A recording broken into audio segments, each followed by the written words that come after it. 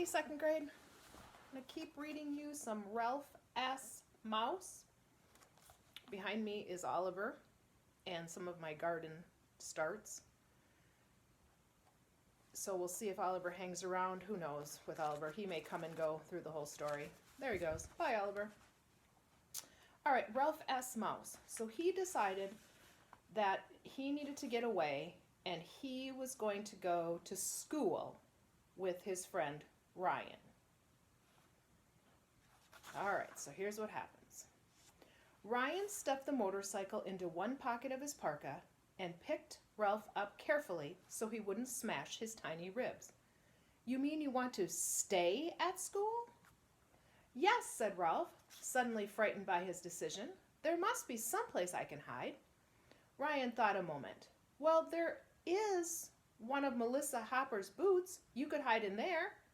Doesn't she wear her boots? Asked Ralph, picturing himself squished into the toe of a boot by the foot of Melissa, whoever she was.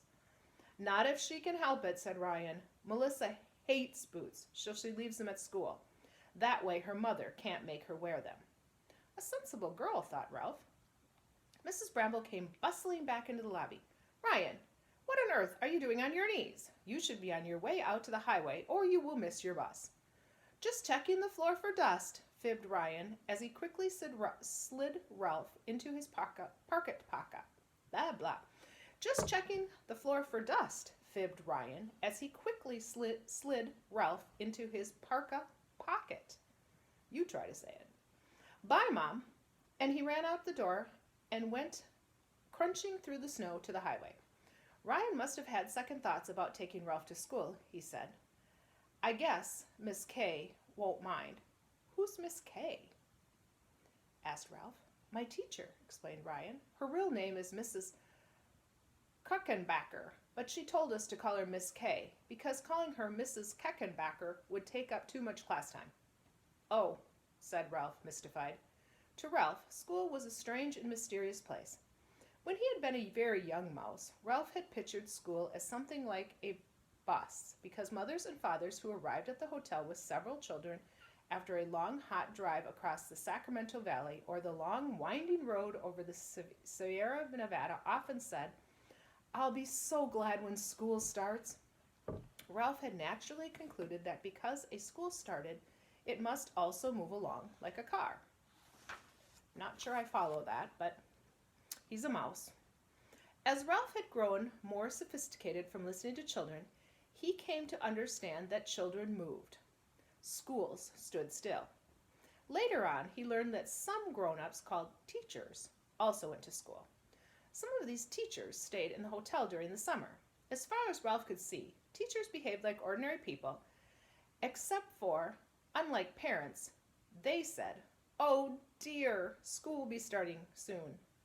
Ralph found a clue as to what teachers did in that mysterious place from a television commercial shown on TV several times a day. In it, a woman who said she was a teacher held a tube of toothpaste in her hand as she was walking around saying, Toothpaste doesn't excite me, good checkups excite me. This remark puzzled Ralph, however. When he had lived upstairs, he had once tasted toothpaste when a careless guest left the cap off the tube. He found himself foaming and frothing at the mouth as he skittered around frantically trying to find water, while one of the maids ran down the hall shrieking, Mad Mouse! Mad Mouse! No, Ralph could not agree with this television teacher. Toothpaste was exciting. This Miss Kay, said Ralph, or as Ryan reached the bus stop.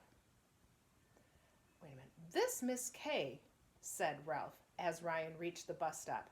Is she okay? Yeah, she's pretty good. Ryan stamped his feet to keep them warm. She thinks up interesting things to do for language arts. Like our school is named the Irwin J. Sneed Elementary School. And last week she had us write a composition about who we thought Irwin J. Sneed was and why the town of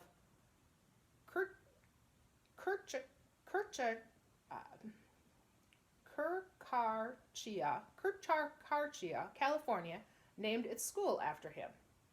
Ryan scooped up a handful of snow, squeezed it into a ball, and threw it at a branch of a pine tree. Snow slid off the branch and fell with a soft plop. Some kids made Irwin J. Sneed a monster from outer space, continued Ryan, but I made him a horse thief back in the gold rush days, when our town was just a mining town. I said he was the first person to go to jail, so they named the school after him. Miss K gets real excited about our town being a gold rush town with a lot of history. Oh, said Ralph, puzzled. Who was Irwin J. Sneed, really? Some old guy on the school board when the school was built way back in the 1970s, explained Ryan as he made another snowball. Ralph could make no sense of this information at all. As the snowball made more snow plop from a branch to the ground, Ryan had a sudden thought. I better be careful about talking to you at school, or people will think I'm nuts. Maybe some of them could understand me, suggested Ralph. They might even like to see me ride my motorcycle. Ryan considered. You better not go showing off. Somebody might steal your motorcycle, or maybe someone would start to bring mice and motorcycles to school. I don't think that would be a good idea. A whole school full of mice tearing around on motorcycles. One mouse can get by, but not a lot of mice. You know how some people get all worked up about mice. As the school bus came rambling down the highway, Ralph had to agree from his hotel experience that Ryan was right. One mouse, or even 2 or 3, could get by. Many mice could not. Say, he said, you don't suppose there are already mice in the place? No, said Ryan as the bus stopped in front of him. Mr. Casa keeps our school too clean for mice. Of course, Ralph's feelings were hurt. Remember to keep out of sight, were Ryan's last words as Ralph climbed Remember to keep out of sight were Ryan's last words to Ralph as he climbed on the bus. Deep inside the pocket, Ralph felt sad, brave and noble, frightened and bewildered. He felt sad because there had been no time to say goodbye to Matt. He felt brave and noble because he was going out into the strange world. He felt brave and noble because his going out into the strange world would protect the safety of his little relatives. He felt frightened and bewildered because so much had happened so fast. Yet the inside of the pocket was cozy. In the deepest corner, Ralph found a dried-up raisin that would have made an excellent breakfast if he had not been so nervous about what lay ahead in that mysterious place, the Irwin J. Sneed Elementary School. He nipped a tiny bit of the raisin and told himself school must be safe because so many children went there. Of course, I will be all right, he told himself, pretending to be brave. But I will be careful to stay away from Mrs. K's toothpaste. So there is Ralph inside the pocket. All right, that's the end of the chapter. We're going to stop for there. Have a great day. See you tomorrow.